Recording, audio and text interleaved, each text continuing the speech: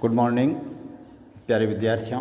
आज हम गायत्री के इस YouTube चैनल पे पढ़ेंगे आलोचना। आलोचना का उद्भव कब हुआ, विकास, और ये आलोचना कितने प्रकार की होती हैं, इसके भेद अपन पढ़ेंगे। किस शब्द से ये बना है, इन सब का अध्ययन करेंगे। सैद्धांतिक आलोचना, निर्णयात्मक आलोचना, प्रभाव अभिव्यंजना आलोचना, व्याख्यात्मक आलोचना, इन सब का विस्तृत हम अध्ययन करेंगे कि आलोचना किसे कहते हैं, कब इसका प्रारंभ हुआ और प्रारंभकर्ता कौन कौन थे, किस रूप में इसका प्रारंभ हुआ।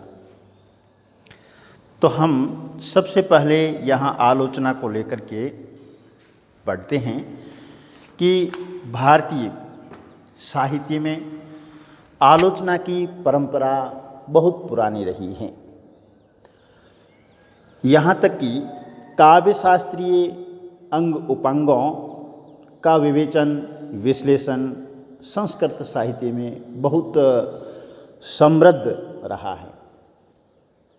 भरत मुनि से लेकर आचार्य भामह, दंडी, राजशेखर, मम्मट, आनंदवर्धन, क्षेमेंद्र, विश्वनाथ, पंडित जगन्नाथ तक संस्कृत में समालोचना या आलोचना बहुत विकसित रही हैं। किंतु ये तथ्य भी ध्यान देने योग्य है कि वहाँ सैद्धांतिक आलोचना का स्वरूप ही प्रमुख रहा है। कौन सा? सैद्धांतिक आलोचना का स्वरूप। किसमें? संस्कृत साहित्य में या काव्य शास्त्रीय आलोचना में। व्यवहारिक आलोचना की ओर वहाँ ध्यान नहीं गया। हिंदी साहित्य में आज समालोचना, समीक्षा या आलोचना के नाम से जो विधा जानी जाती हैं वह संस्कृत की इस सैद्धांतिक आलोचना से सर्वथा भिन्न हैं, बिल्कुल ही अलग हैं। संस्कृत में सैद्धांतिक आलोचना अलग थी और वर्तमान में जो समालोचना, समीक्षा, आलोचना चल रही हैं वह बिल्कुल ही भिन्न हैं, अलग हैं।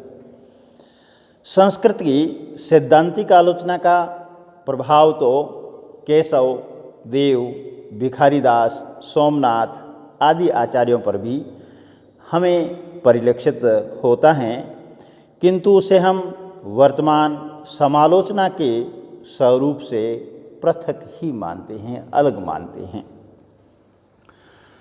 अब हम देखते हैं कि हिंदी में आलोचना का सूत्रपात कब से हुआ, इसी रूप को। वैसे तो हिंदी समालोचना का या आलोचना का उद्भव काल भारतेंदु युग से समझना चाहिए, किंतु पूर्व काल में तुलसी, गंग दूब भय, सुकविन के सरदार, सतसैया के दोहरा, जो नाविक के ती जैसी प्रसिद्ध जो उक्तियाँ हैं वो समालोचना के बीज रूप को देखा जा सकता है। यानी भारतेंदु से पूर्व ही समालोचना के बीज हमें दिखाई दे देते हैं, जहाँ तुलसी की, कवि गंग की तुलना की जाती हैं और फिर सतसई के दोहे की तुलना की जाती हैं, तो वहाँ हमें समालोचना के बीज हमें दिखाई देते हैं। उसी प्रकार सूर सूर तुलसी शशि, उड़गन दे केशवदास, नंददास जड़िया और कवि गढ़िया जैसी समालोचना या आलोचनात्मक सूक्तियाँ बहुत काल से प्रचलित हैं, किंतु इन सूक्तियों से कवि के कृतित्व की विशेषताओं का परिचय प्राप्त नहीं होता है। अतः इन्हें आलोचना के अंतर्गत नहीं माना जा सकता है कि इन उक्तियों को हम आलोचना मान लें, ऐसा नहीं है। रीतिकाल एवं भक्ति काल की कुछ आलोचनाओं पर टीकाएं अवश्य लिखी गई, जिनमें काव्यगत विशेषताओं का उल्लेख किया गया है, किंतु उन टीकाओं में अलंकार, रस, भाव भेद, छंद, नायिका भेद इत्यादि का स्थूल विवेचन मात्र ही मिलता है। यह विवेचन लक्षण ग्रंथों में दिए गए लक्षणों के आधार पर किया जाता था। इस प्रकार के विवेचन से साहित्य के विकास के लिए कोई विशेष पथ प्रदर्शन नहीं मिलता है। अब हम इसके आगे पढ़ेंगे कि आलोचना क्या चीज़ हैं, किस शब्द से मिलकर के बनी हैं। किसे कहते हैं आलोचना? ये तो इसका था उद्भव और विकास, हमें इसके बीज रूप कहाँ से मिलते हैं। देखिए, किसी वस्तु या विषय की उसके लक्ष्य को ध्यान में रखते हुए उसके गुण दोषों एवं उपयुक्तता का विवेचन करने वाली साहित्य विधा आलोचना है। क्या कहा है? किसी वस्तु हो चाहे विषय हो, उसके लक्ष्य को ध्यान में रखते हुए, उसका लक्ष्य क्या है, इस चीज़ को ध्यान में रखते हुए उनके गुणों को, दोषों को एवं उसकी उपयुक्तता क्या है का विवेचन करने वाली साहित्य विधा जो हैं उसको अपन आलोचना कहते हैं। हिंदी आलोचना की शुरुआत हम 19वीं सदी के उत्तरार्ध में भारतेंदु युग से मानी जाती हैं। आलोचना शब्द लुच धातु से बना है। किससे बना है? लुच से। और लुच का अर्थ होता है देखना या समीक्षा या फिर समालोचना। इन्हीं शब्दों के अर्थ में इस शब्द का प्रयोग किया जाता है। आलोचना का कर्तव्य साहित्यिक कृति की विश्लेषण परख व्याख्या है। क्या कर्तव्य है इसका, आलोचना का? कि साहित्यिक कृति की विश्लेषण परख व्याख्या करना। साहित्यकार जीवन और अनुभव के जिन तत्वों के विश्लेषण से साहित्य रचना करता है, आलोचना उन्हीं तत्वों का विश्लेषण करती है। साहित्यकार जीवन और अनुभव के जिन तत्वों का काव्य में विश्लेषण करता है, उन्हीं तत्वों का समीक्षक जो हैं या आलोचक हैं उनका विश्लेषण करती हैं। साहित्य में जहाँ राग तत्व प्रधान है, वहाँ आलोचना में बुद्धि तत्व। जहाँ साहित्य में राग भाव हैं, वहीं ये कह रहे हैं कि समीक्षा में बुद्धि तत्व की प्रधानता रहती है। आलोचना ऐतिहासिक, सामाजिक, राजनीतिक परिस्थितियों और स्थितियों का भी आकलन करती हैं कि उस युग में सामाजिक स्थिति कैसी थी, राजनीति कैसी थी और ऐतिहासिक स्थिति कैसी थी, और साहित्य पर उनके पड़ने वाले प्रभावों की विवेचना भी करती हैं। व्यक्तिगत रुचि के आधार पर किसी कृति की निंदा करना या प्रशंसा करना आलोचक या आलोचना का धर्म नहीं है। व्यक्तिगत रूप से किसी की निंदा कर लें, किसी की प्रशंसा कर लें, तो ये कह रहे हैं कि आलोचना का यह धर्म नहीं है। कृति की व्याख्या और विश्लेषण के लिए आलोचना में पद्धति और प्रणाली का महत्व होता है। यानी आलोचना निश्चित पद्धति के द्वारा, निश्चित प्रणाली के द्वारा की जाती हैं। आलोचना करते समय आलोचक अपने व्यक्तिगत राग, द्वेष, रुचि, अरुचि से तभी बच सकता है जब पद्धति का अनुसरण करे। वह तभी वस्तुनिष्ठ होकर साहित्य के प्रति न्याय कर सकता है।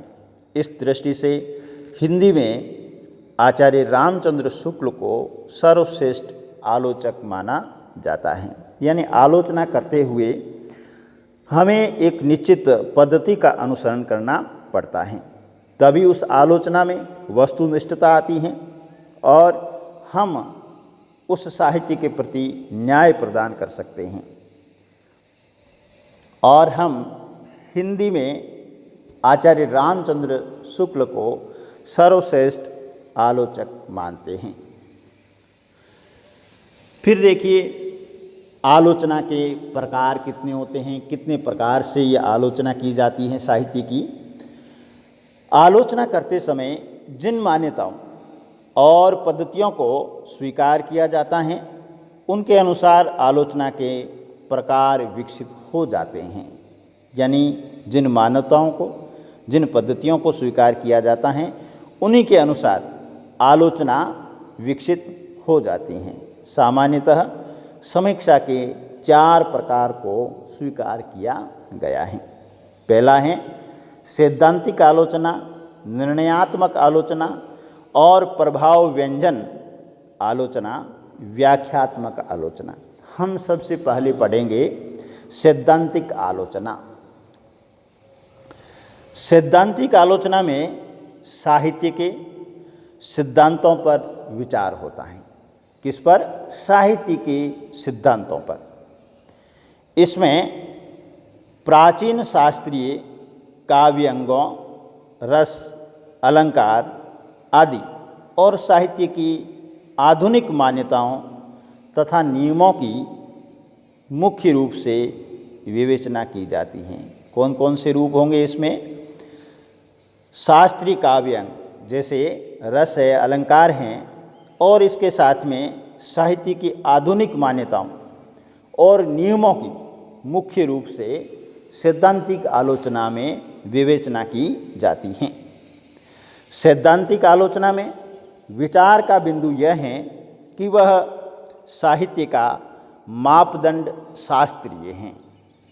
यानी यहाँ पर शास्त्रीय मापदंड के आधार पर आलोचना की जाती हैं। या शास्त्रीय मापदंड रहेगा या फिर ऐतिहासिक मापदंड रहेगा।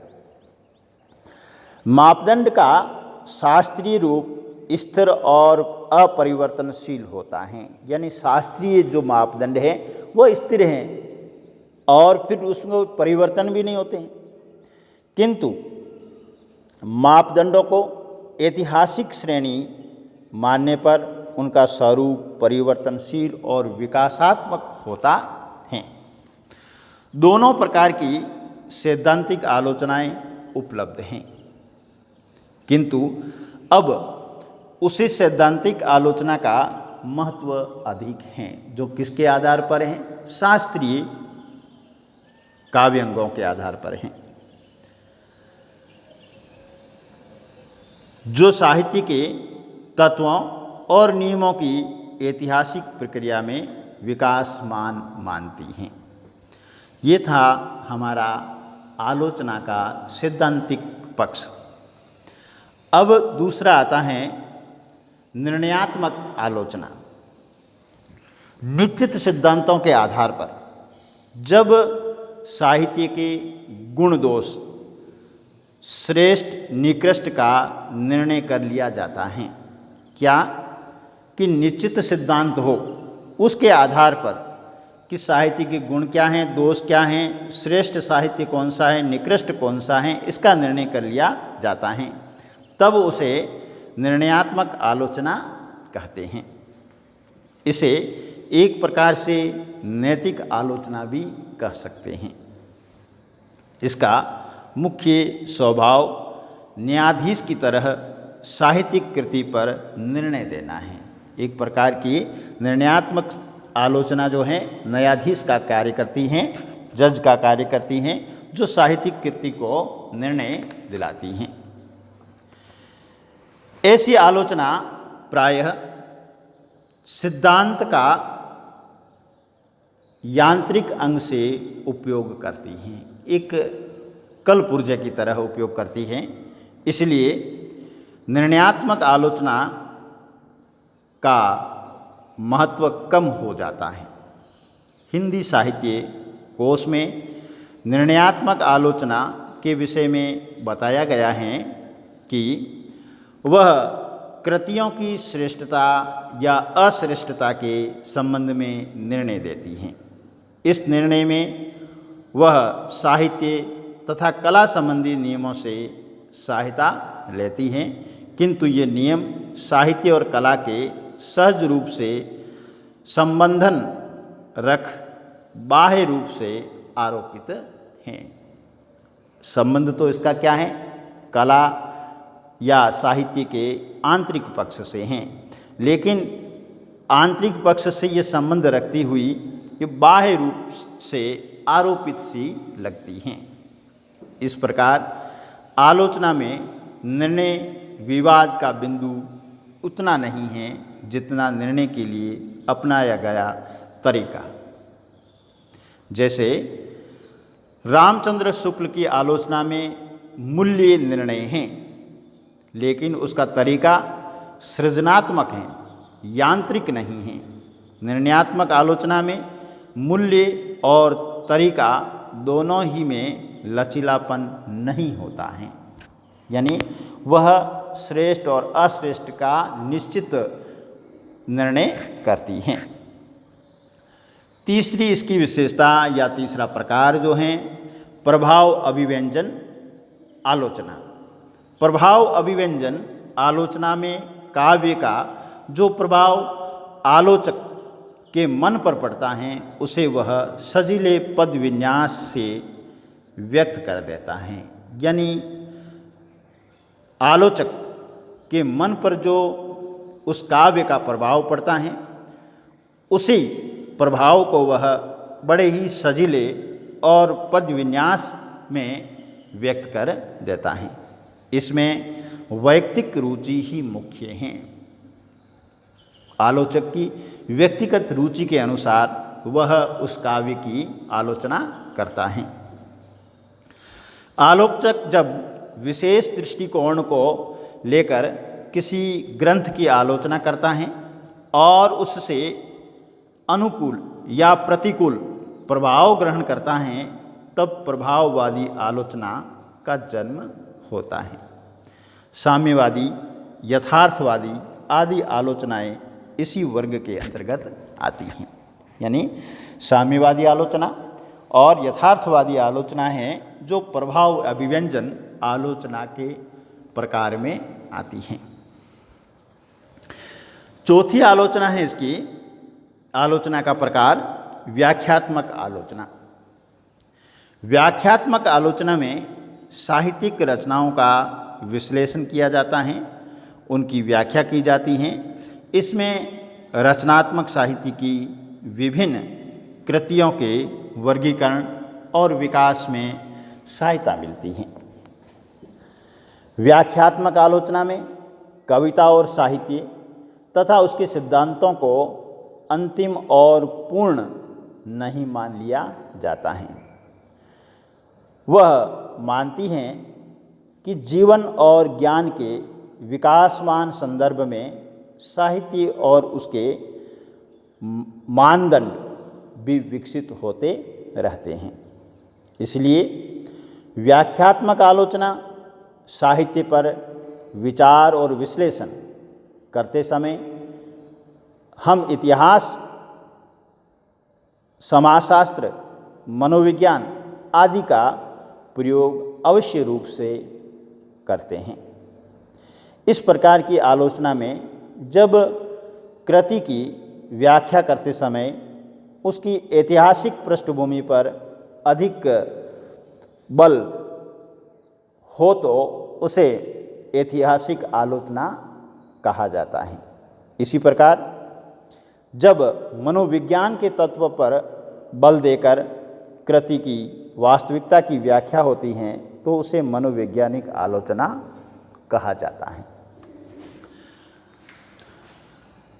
प्यारे विद्यार्थियों, आज हमने आलोचना का उद्भव पढ़ा, विकास पढ़ा और उसके प्रकार पढ़ लिए। कल हम इस आलोचना का अगला पार्ट लेंगे। आपको मेरा ये आलोचना संबंधी विश्लेषण कैसा लगा? आप हमारे YouTube चैनल को सब्सक्राइब कीजिए, कमेंट कीजिए, लाइक कीजिए और शेयर कीजिए। धन्यवाद।